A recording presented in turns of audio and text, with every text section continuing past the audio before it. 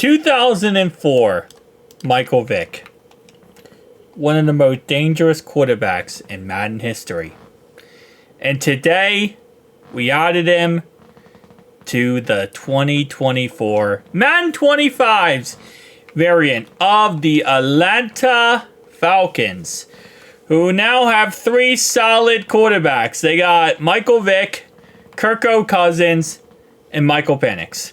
So Penix, you're never going to be starting or playing because Michael Vick is currently on the team, bro. But let's be honest, this team is actually pretty damn good, okay? It's a pretty good squad.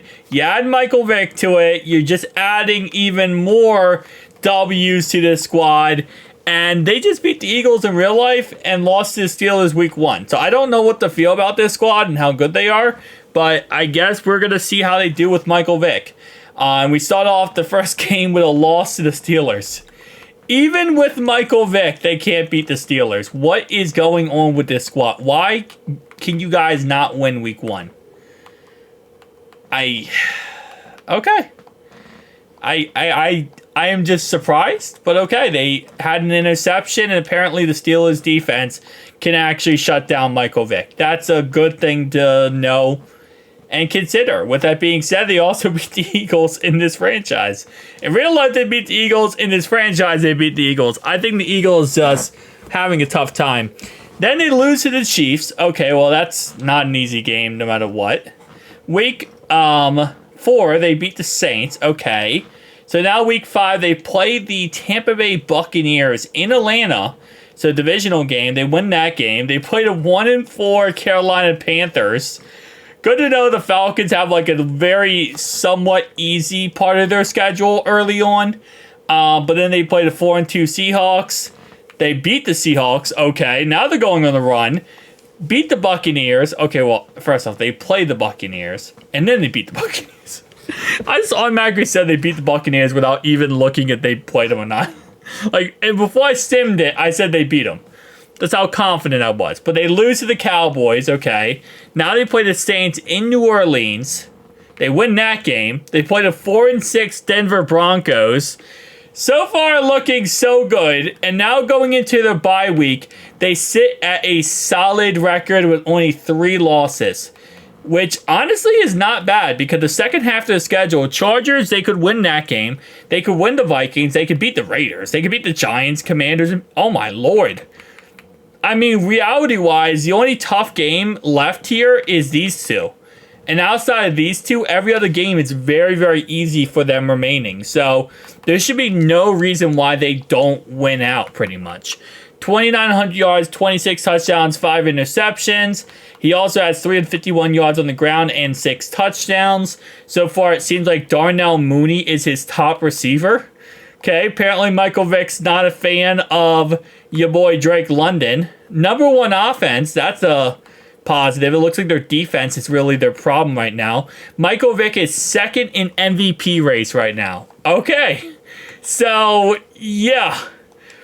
Looks like adding pre-jail Michael Vick back to the Falcons. Good idea. Let's just see, though. 5-6 Chargers. This is one of the toughest games left because they do have to play the 10-2 Vikings. Why are they 10-2? Because they have J.J. McCarthy. Why is J.J. McCarthy so good in Madden? Well, it's because he's a rookie. Okay? That's kind of how it works. They beat the Raiders. They lose to the Vikings, of course. So the Vikings are 11-2 now. They play the 4-10 Giants. They win that game. Then they play the Commanders here. Should be a win. They win that game. And then they finish it off versus the Panthers. Now, the thing that sucks so bad is they're not going to get a first round bye, even with a 14-3. Oh, sorry. Wait. Where are we at? Why am I being stupid? 13-4. Sorry, I completely lost where I'm at. 13-4 record. They're not going to get a first round bye. The reason why I lost where I'm at, by the way, is because do you guys see the NFC West? That's why I lost where I'm at. I looked at the NFC West and my brain just said, bro, what am I looking at? Like, I wanted to actually know what I was looking at there. 8-9, 8-9, 8-9, 7-10. NFC West. 13-4, nonetheless, and shout out to the rest of the division for not even attempting to compete with the Falcons here. Cowboys 14-3, 14-3 for Cowboys and for the Vikings. Both teams obviously beating the Falcons in this franchise, so that didn't help out at all. The 8-9 Cardinals, yes, they are in the playoffs and they're better than ever. 8-9, that is. So here's what we got for the playoff picture. And let's see, how good did Michael Vick do? 45 touchdowns, 7 interceptions, 4,600 yards. He had 545 on the ground and 11 touchdowns. Yeah, I would say he played pretty damn good. Apparently adding Michael Vick from 2004, a good idea. Falcons fans would definitely love this. Hold up. So rushing wise, passing wise, I'm this idiot. He had the second most passing touchdowns in the league behind Patrick Mahomes. But he had 2 less interceptions than Mahomes. He had 300 yards more passing than Mahomes.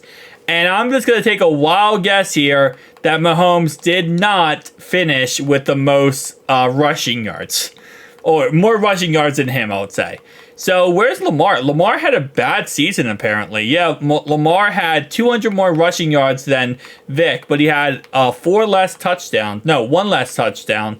And then obviously his passing numbers weren't really comparable to Michael Vick, which, to be honest, Lamar usually in franchise mode is not that crazy comparable. But yes, overall wise, if this isn't MVP to Michael Vick, I don't know what is.